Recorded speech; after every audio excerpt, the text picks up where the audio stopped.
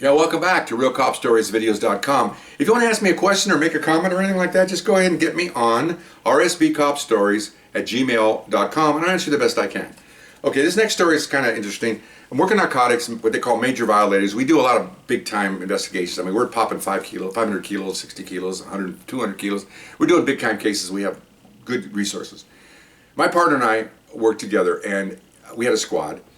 And he had a case, and the case is going to wind up in Phoenix. We're supposed to meet a high-level guy, conduct some business, flash a couple $100,000, and then from there, either Phoenix or we are going to get the case. They're going to supposedly supply the dope either at Phoenix Center or our end. So we all, our commanding officer allowed us to, all of us go to Phoenix. Now you can imagine, we're doing an investigation. I'm his bodyguard on the meet at the restaurant.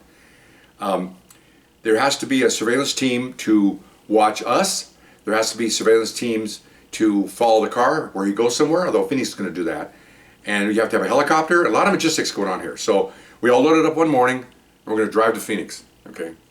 So everybody's one man in every car, and my squad had 7 of us, and you had the lieutenant, you had the captain, you had the other squad, you had a van that had all electronic equipment on there because they're going to readjust and re-frequency all our radios to sync in with Phoenix. There's probably a caravan, I'd say about 22 cars, along with a helicopter, going to Phoenix. So we get on the road, head out of town, and we're flying along, and the adage is that we only can go as far as the smallest tank in the caravan, which is one of my partners had a Camaro, and that had the smallest tank. I think it had like a 16-gallon tank or something. So we had to fill up, down the road a ways. I mean, right at the border, I think it was something like that. So anyway, so we get into Arizona, just into the boundaries, and the whole time the helicopter is flying. You can hear the helicopter up above. He's on our frequency. Well, in those days, I don't know if it still is, the freeways out there, they have, if you've been on that part of the town, the freeways go 2 lanes, 2 lanes, and then the middle is like a dip, big dip, and then you have the overpasses and all that. So we're flying along. A couple things happen. One, the helicopter says, on the next tunnel, they gave the name of their exit. Look to your left, okay? So remember now, there's like 20 cars going down a freeway at about 80 miles an hour. Okay, so there's this tunnel, this overpass. So we're going through the overpass, and we all look to the side. Well, there's the helicopter in the swell, but since he's down low, he is eyeball level with us. Because he's there's a swell there. Okay, so it's like this, he's down, and they're waving at us, and then everybody's laughing. Okay, and so then the chopper leaves. Then they a couple of off ramps down, because remember now we're in the middle of nowhere. There's nothing out there but just overpass. There's no towns and nothing. So 2 or 3 exits down. Look to your left. Okay, we knew he was going to do this. Okay, fine. So we go to the pass. Well, this time, going through 2 guys in a helicopter. There's a pilot and an observer. You go through, look over, there they are. But this time, the observer is mooning everybody. Okay. So you're looking over there. Everybody. We're on the radios just laughing at each other. It's hilarious. Okay. It's unbelievable. So. So we're following along. So then a couple more miles go down, 10 miles. You can imagine this trying to keep each other awake and alive because it's boring out there. Everybody's driven from LA to Phoenix. It gets pretty boring out there in the middle of nowhere. So we go through another overpass, and there's a highway patrolman sitting there with a radar gun. And we laughed later thinking, can you imagine, he's sitting there with a radar gun. Here comes 20 cars, 20, 21 cars, tightly packed, doing about 90. Okay? So he's probably going, zoom, zoom, zoom, zoom, And then, so my boss calls my name out and says, get in the back of the pack and head him off. I know he's going to chase us. So I pull out, and sure enough, I look in the mirror, and you can see the dust. Here he comes. So I back down on purpose and get in the back of the line. I even go back. I even let him get away from me so he could get me, and I'm up there. So he lights me up. I pull over.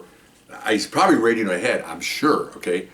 So I pull over, and of course I'm in an undercover car, but I got radios in the console. I got I got guns. So I got my hands up. He walks up, he's looking, there's 2 of them, they're looking in the car.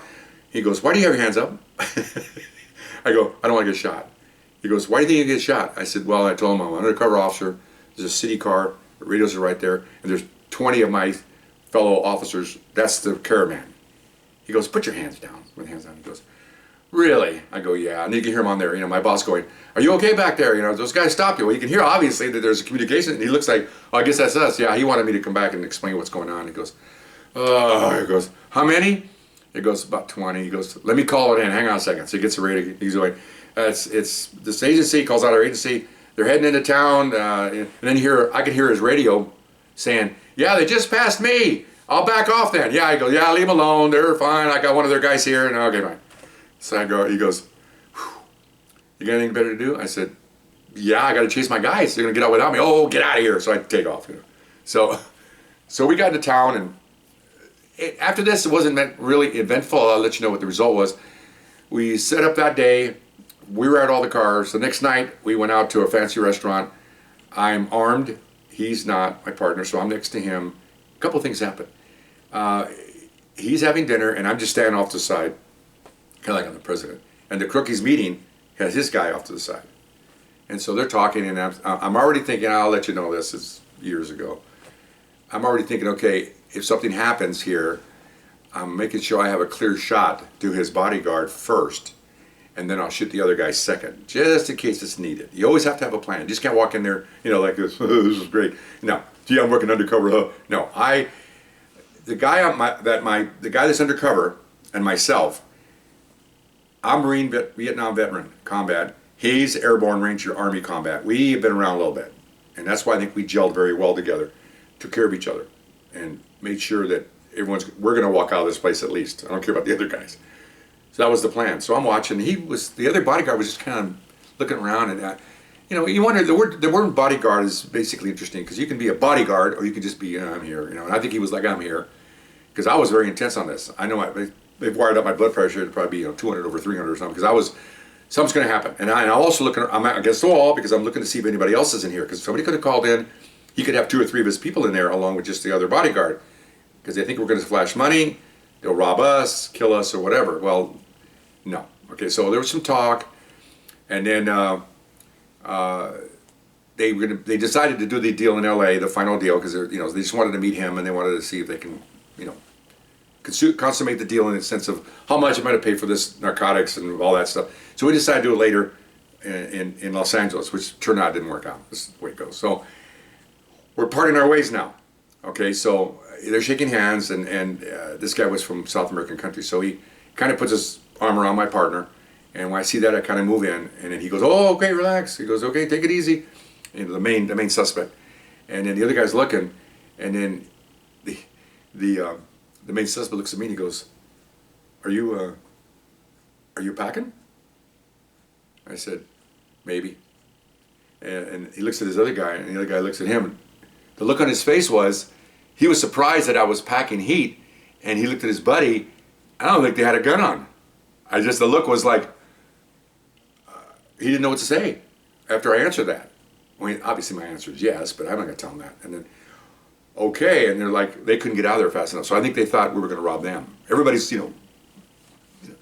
So they leave, and of course, once they leave, then Phoenix is on them, narcotics, because they have a good case here, because eventually I found out later on, they followed this guy, and he made a couple more cases in their city, and they got like 100 kilos, they got 500 kilos. So off this case, they made a couple of cases from us, following him. So that team's following that guy, and then my team's outside waiting for us to come out for various reasons.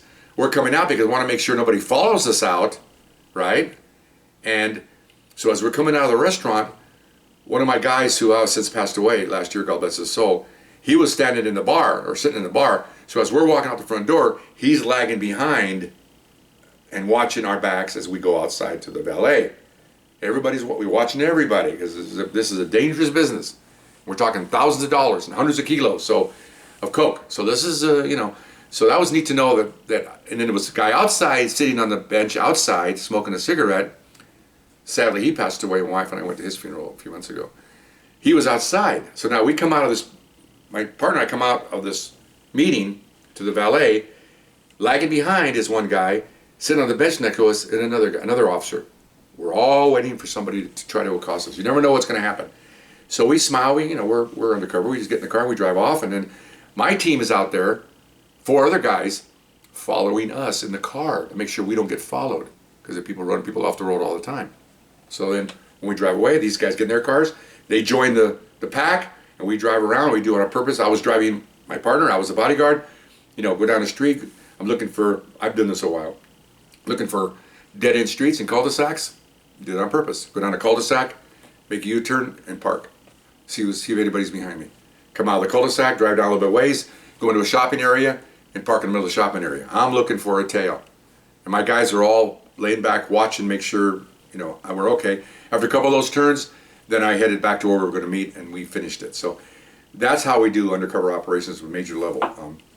Nothing really that exciting. I think the mooning part was pretty good, and following that poor cop using his radar to track 21 guys coming down at 90 miles an hour. But that's how we did things in Phoenix. It was a nice time. We had a great time, and I ate a great steak on the city's money, and it was pretty good. So anyway, I hope you enjoyed the story, and we'll talk to you next time. Bye-bye.